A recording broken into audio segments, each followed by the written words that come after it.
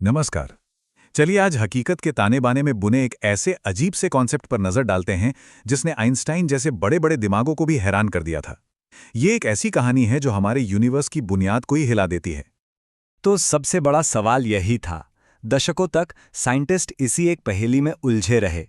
क्या लाइट पानी की लहरों की तरह फैलती है या फिर वो छोटी छोटी गोलियों की तरह सफर करती है? ये दो ऐसे आइडिया थे जो एक दूसरे से बिल्कुल भी मेल नहीं खाते थे, या शायद खाते थे। और यहीं पर असली पहेली है। देखिए, ये दोनों परिभाषाएं एक दूसरे के एकदम उलट हैं। एक तरफ है तरंग जो फैली हुई और लगातार होती है, और दूसरी ओर है कण जो एक खास जगह पर मौजूद और अलग होता है। तो फिर लाइट एक ही वक्त पर ये दोनों कैसे हो सकती है? तो चलिए सबसे पहले सबूत की जांच करते हैं। एक ऐसा एक्सपेरिमेंट जिसने लाइट की एक ऐसी पहचान सामने रखी जिसकी किसी ने कभी कल्पना भी नहीं की थी। इस पहचान को समझने के लिए हमें एक शब्द को जानना होगा, फोटॉन। फोटॉन को बस लाइट की एनर्जी का एक छोटा सा पैकेट समझिए। यही वो कण है जिसकी हम बात कर रहे हैं। इसे कहते हैं फोटो इलेक्ट्रिक इफेक्ट। और देखिए ये काम कैसे करता है। पहला, लाइट का एक फोटॉन किसी मेटल की सतह से टकराता है, फिर वो अपनी सारी की सारी एनर्जी सिर्फ एक इलेक्ट्रॉन को दे देता है, और आखिर में अगर वो एनर्जी काफी है तो वो इलेक्ट्रॉन उस सतह से बाहर निकल जाता है। सोचिए, एक लगातार बहने वाली लहर अपनी एनर्जी इस तरह एक एक करके तो नहीं दे सकती। तो यहां से जो बात निकल कर आई वो ये थी कि फोटो इलेक्ट्रिक इफेक्ट ने ये साबित कर दिया कि लाइट पार्टिकल्स यानी कणों की तरह बर्ताव कर सकती है। ये हमारी पहेली का पहला हिस्सा था। और ये जो इक्वेशन है जिसे आइंस्टीन ने डेवलप किया था, वो हमें इस पूरे प्रोसेस का सटीक गणित बताती है। ये साबित करती है कि बाहर निकलने वाले इलेक्ट्रॉन की एनर्जी लाइट की चमक पर नहीं, बल्कि हर एक फोटॉन की अपनी एनर्जी पर निर्भर करती है। ये कण जैसे बर्ताव का एक पक्का सबूत है। लेकिन रुकिए, कहानी यहीं खत्म नहीं होती। असल में यहां से तो ये और भी ज्यादा अजीब होने वाली है। ये सवाल तो जैसे पूरी बाजी ही पलट देता है। अगर लाइट, जिसे एक तरंग माना जाता था, वो कण की तरह काम कर सकती है, तो क्या इलेक्ट्रॉन जैसे कण भी एक तरंग की तरह बर्ताव कर सकते हैं? और इस हैरान कर देने वाले सवाल का जवाब हमें मिला एक बहुत ही शानदार एक्सपेरिमेंट से, इलेक्ट्रॉन डिफ्रैक्शन। जरा सोचिए कि एक क्रिस्टल पर इलेक्ट्रॉन्स की बौछार की जा रही है। उम्मीद तो यही होगी कि वो छोटी छोटी गोलियों की तरह बिखर जाएंगे, लेकिन ऐसा बिल्कुल नहीं हुआ।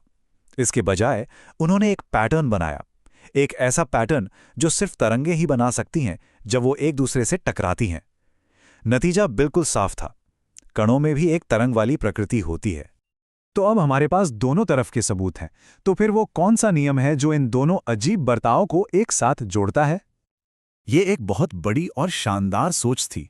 डी ब्रॉगली ने कहा कि ये दोहरी प्रकृति कोई इत्तेफाक नहीं है, बल्कि ये तो ब्रह्मांड का एक यूनिवर्सल नियम है। यानी कि हर चीज में, हम सब में भी एक तरंग की प्रकृति है। ये देखने में बहुत सिंपल सी इक्वेशन लगती है, पर ये क्वांटम मैकेनिक्स के सबसे गहरे आइडियाज में से एक को बताती है।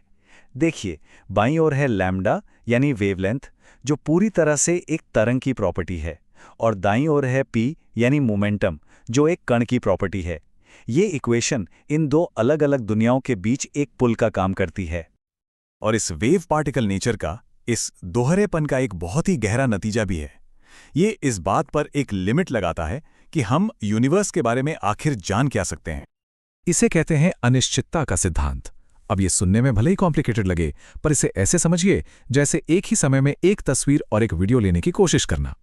तस्वीर आपको एक सटीक पल में एक सटीक जगह दिखाती है, जबकि वीडियो आपको वक्त के साथ उसकी गति दिखाता है। दोनों को एक ही समय में पूरी सटीकता से पाना नामुमकिन है, और ऐसा इसलिए है क्योंकि हर चीज एक ही वक्त पर एक कण भी है और एक तरंग भी। तो अब सवाल ये उठता है कि इस अजीब से क्वांटम नियम को समझने से हमें असल दुनिया में क्या मिला? नहीं, ये सिर्फ किताबों में लिखी हुई कोई थ्योरी नहीं है। हमारी पूरी की पूरी मॉडर्न दुनिया इसी अजीब दोहरेपन पर टिकी हुई है। Electron microscope, laser, computer chips, ये सभी टेक्नोलॉजीज इस ज्ञान के बिना बन ही नहीं सकती थीं। खासतौर पर अगर इलेक्ट्रॉन माइक्रोस्कोप की बात करें, तो वो काम ही इसलिए कर पाता है क्योंकि हम इलेक्ट्रॉन्स की तरंग प्रकृति का इस्तेमाल करके उन चीज़ों को देख पाते हैं जो लाइट की वेवलेंथ से भी छोटी हैं, जैसे कि अलग अलग एटम्स। तो चलिए फटाफट से रिवाइज करते हैं कि आज हमने क्या समझा। हकीकत हमारी सोच से कहीं ज्यादा अजीब और दिलचस्प है। लाइट और इलेक्ट्रॉन दोनों दोहरे एजेंट हैं, जो कभी कण तो कभी तरंग के रूप में काम करते हैं। ये हमें फोटोइलेक्ट्रिक इफेक्ट और इलेक्ट्रॉन डिफ्रैक्शन जैसे एक्सपेरिमेंट से पता चला। और इसी अजीब सच्चाई ने हमें लेजर से लेकर कंप्यूटर तक सब कुछ दिया है। और जाते जाते एक आखिरी सवाल के साथ इस चर्चा को खत्म करते हैं। अगर हर चीज में एक तरंग की प्रकृति है, तो फिर हमें फेंकी गई बेसबॉल की वेवलेंथ क्यों नहीं दिखती? इसका जवाब डी ब्रॉगली की उसी इक्वेशन में छुपा है। सोचेगा जरूर। हमारे साथ जुड़ने के लिए शुक्रिया।